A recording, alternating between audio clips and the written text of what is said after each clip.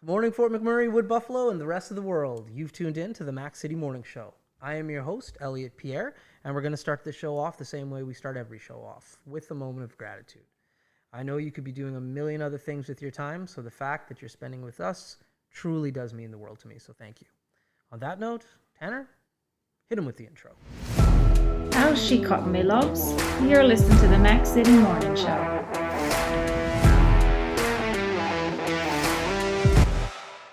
All right, and we're back. Okay, we're just going to jump into it because me and this guest can talk, and I know we're going to go over, so let's just go into it. Sir, I don't introduce my guests, so please introduce yourself to the people at home. Hey everybody, Bob MacKay, the operations manager for Four Seasons Moving, Towing, and Transport. Fort McMurray, longtime resident, originally from Halifax. Been to this show before. Had a blast last time. I'm looking forward to this time. There you go. So yeah, you're with Four Seasons now, so that's a nice little move for you. Little change, yep. Yeah, nothing wrong with that. Change is good. There we go. So I want you to talk about the company. We'll definitely get into that at some point, but we were just having a conversation on something that we're just going to continue the conversation for the people at home. You're talking about happiness, and it's one thing that you are, hands down, and it's one thing that I am. We're happy.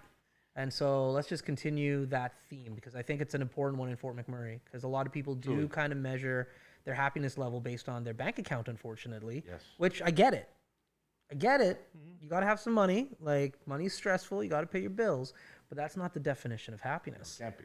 No. So let me hear how you keep grounded and happy. Well, like you and I were just talking about, one of the things, I've been in Fort McMurray for a very long time. I've been through the highs and the lows. And, and actually I just had this conversation with a friend of mine just the other day. We met at the Canadian Brew House. Everybody was celebrating being able to get out, right? So that's a big happy for a lot of people. But, he said to me, he said, Bob, he said, I got a question. He said, how do you always have a smile on your face? And I told him, I said, I measure my happiness by my success and my success by my happiness. Mm-hmm. I said to him, all too often we've seen that we're so focused on what we have or what we have in the bank for a bank account. And then we say, oh, I'm happy because I got X amount of dollars. But what did you have to do to get there? Right. So, really, I told him, I said, man, and I said, not to sound like some kind of profound, prolific guy that knows everything, but I said, I've learned, I'm going to be 52 this July, and not an old man, but you make your positives and your negatives to your life, and I've learned that we got to really look at truly what is making us happy, and part of it is even this change that I made to Four Seasons Moving. It was one of those things. I had a great job before. It was a phenomenal great position. Yeah. But what I truly like doing is helping people. So one of the best things for me to make me happy was to go to this new company because that's what makes me happy. Give that opportunity to help out, see if I can inject a little bit of Bob into it, and see if we can help. And so I told him that. I said, it's not about, what I'm being paid or if I get there. I know, hey, look, I know that helps. Living in Fort Mac, we all know that helps. Yeah.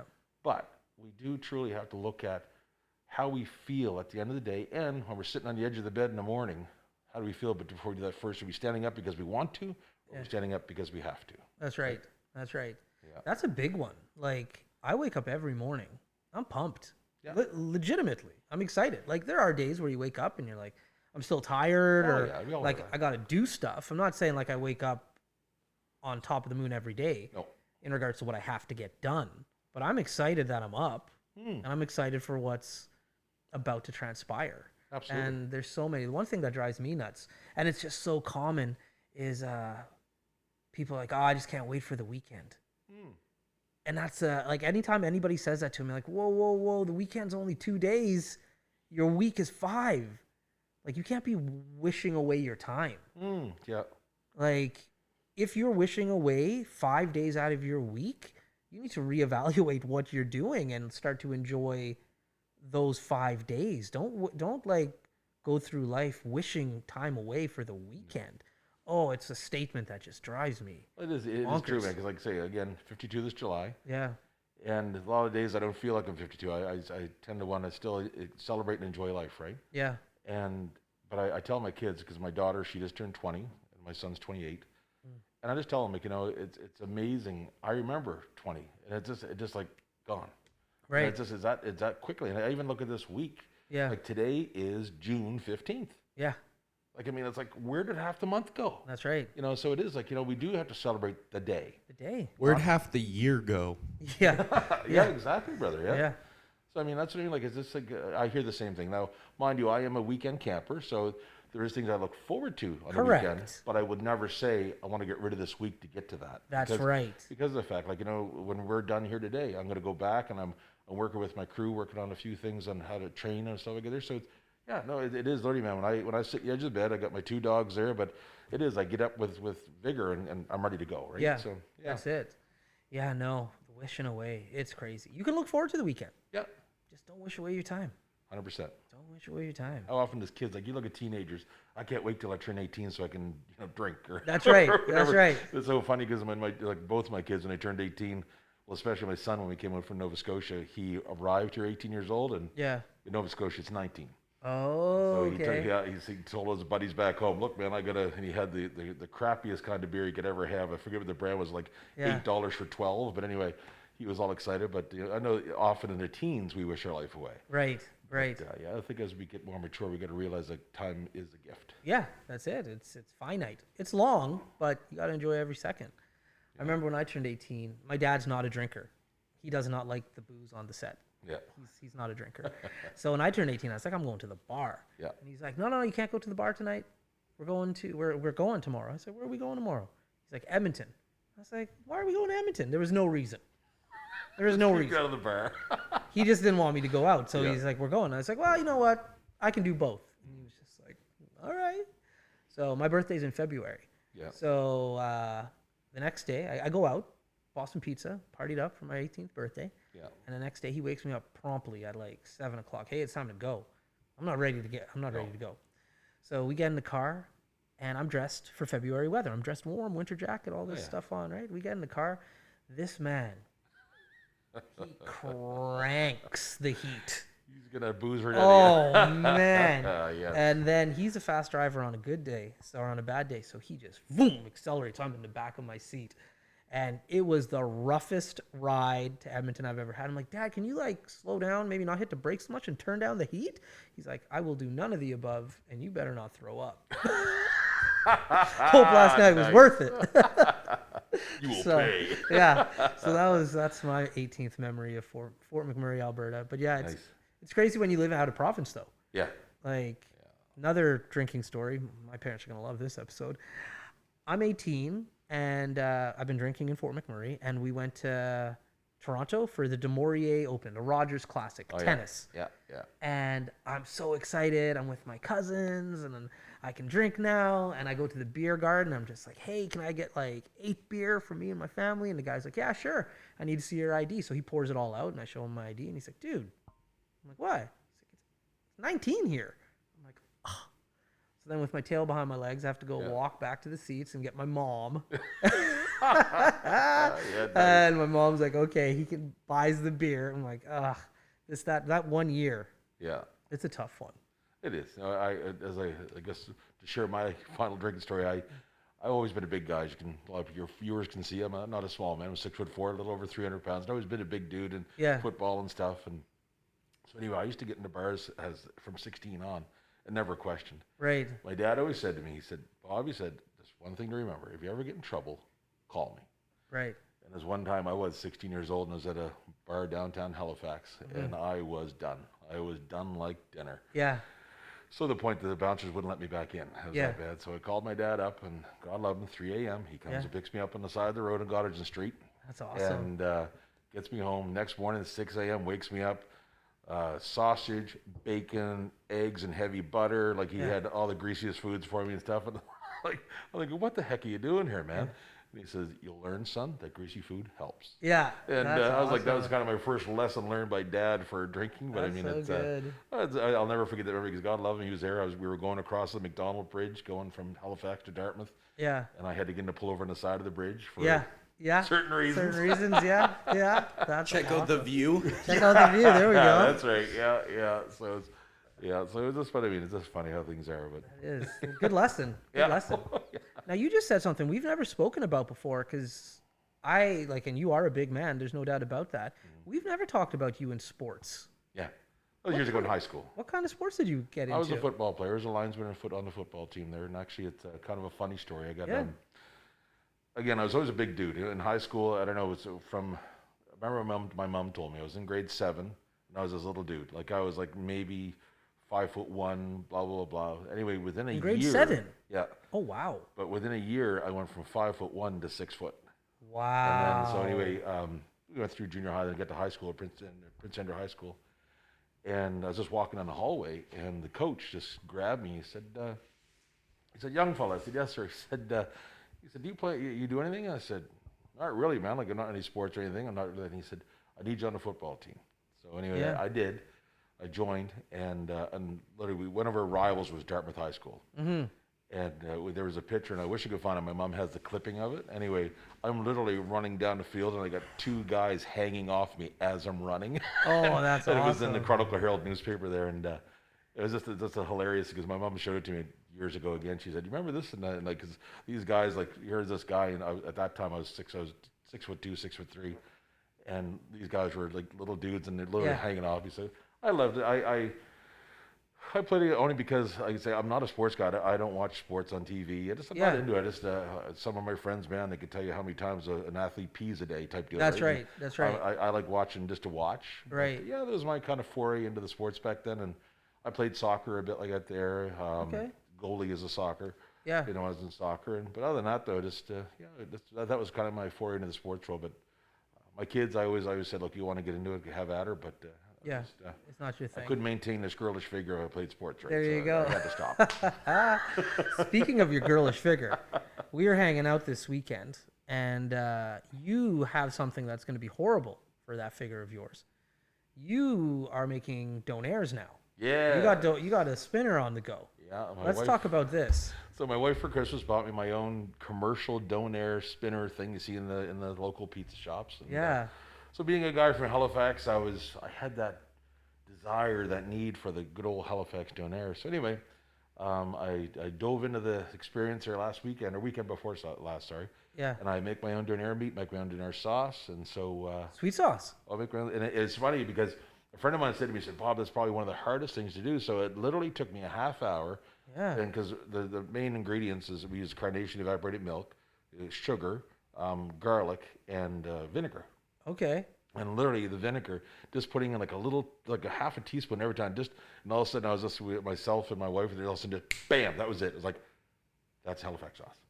Wow. So it was really cool. We got that there. And we had, I did 3 pounds of hamburger. I did the mix with all the spices and everything there. And we had a group of probably 10 people there. Yeah. And everybody was just like, these are amazing. So now it's an expectation that's a staple every time I go down to my camper in Wandering River.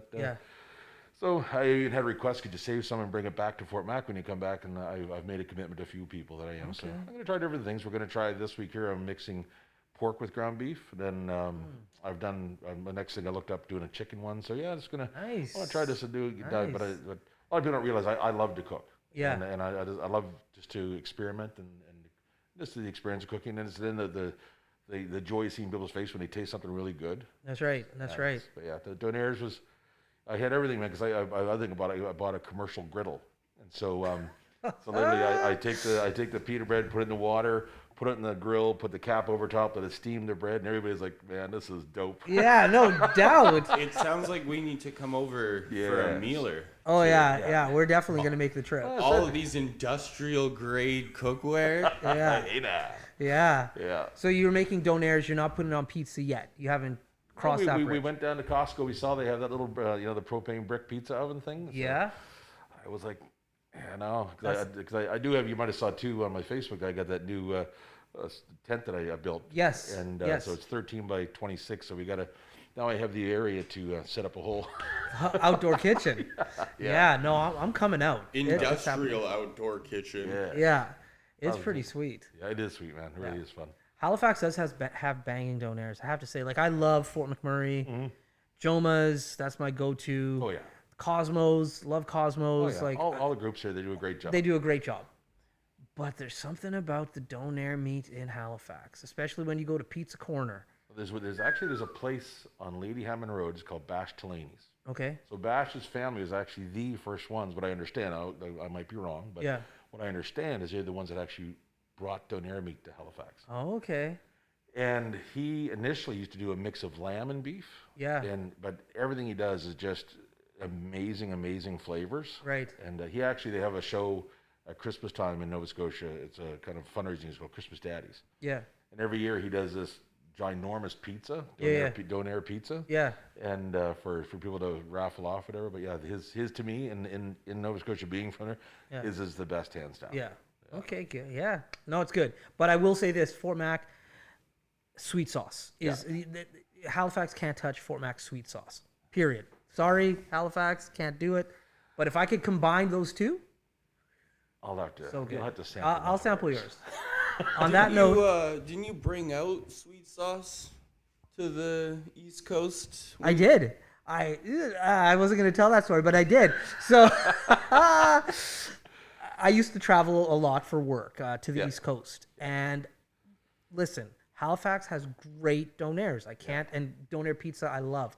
But their sweet sauce isn't hidden. And most people like tzatziki over there. Sorry if you're on that team. Anyways, I used to go to Joma's here in Fort McMurray and get a few sweet sauces and wrap them up tight, put them in a suitcase, and go to Halifax and have the Donaire pizza with the Fort Mac Donaire sauce. Yeah. That's how ridiculous I am about my food. Yeah, I do find Nova Scotia is a bit too garlicky. Right, that's it. You got to tame it down a bit. That's right. Yeah. That's right. Well, I like the sharpness. That's what I like sometimes adding the vinegar. A little bit of sharpness. Yeah. You get a little zing, but it's still smooth, right? I'm excited to come out and try your stuff. I'm not gonna lie, and I don't want you to bring it back. I want to try it have hot and ready. I even get the electric knife now, man. Yeah, I'm coming out. Good deal. On that note, Tanner, let's do the Mac City Minute with our guest. Hit him up. All right, question number 1. Why do you choose to drink blueberry vodka? Well, I don't. My wife does.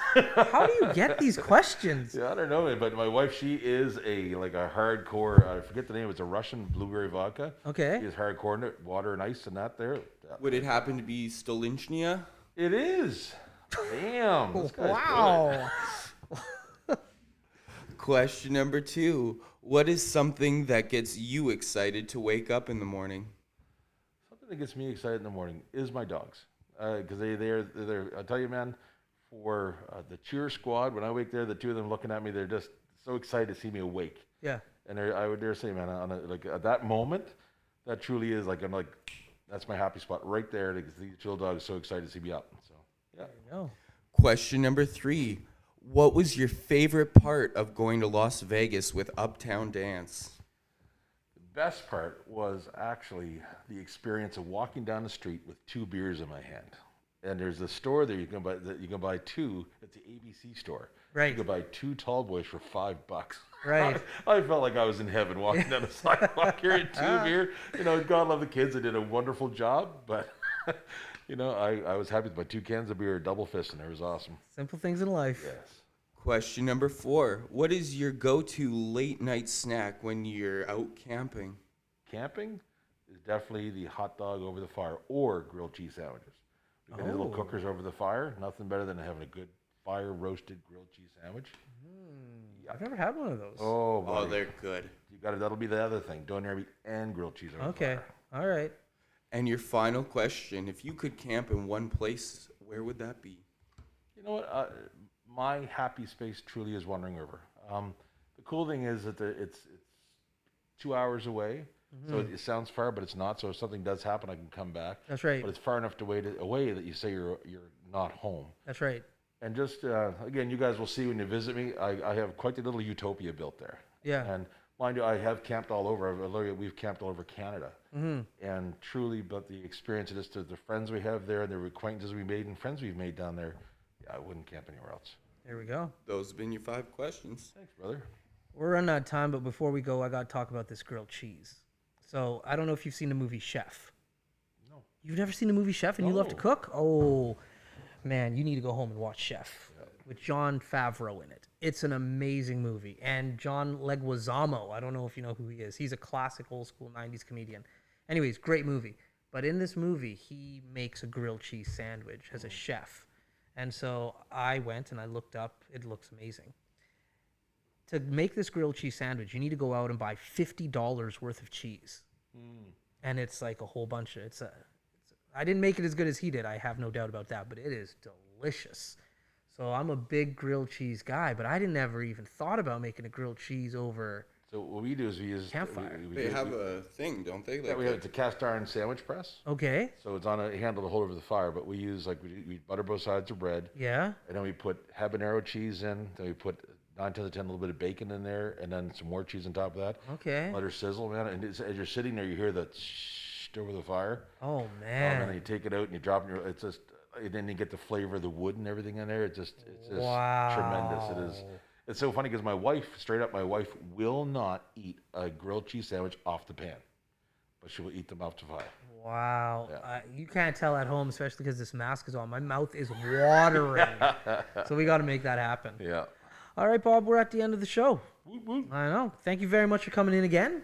I know this will not be your last appearance on the show, No. but before you go, there needs to be a shameless plug for the new organization. Please tell everybody at home what it's about, how they can support. Yeah, so no, folks, I'm sure you heard of us before, but we're growing, we're putting new processes in place. But it's Four Seasons Moving, Transport, and Towing, a local built company. It's been here for quite a few years now.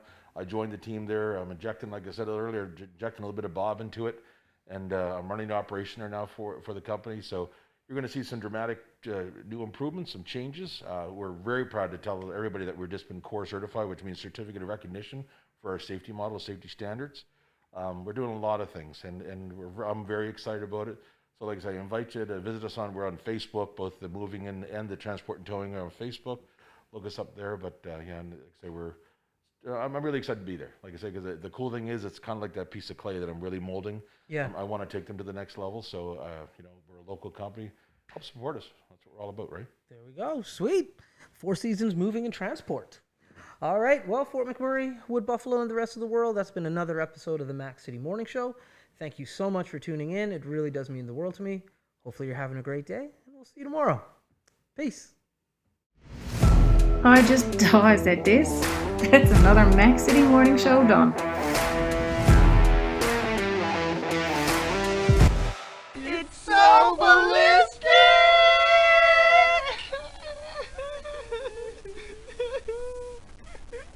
Talk about quenching your ugly thirst.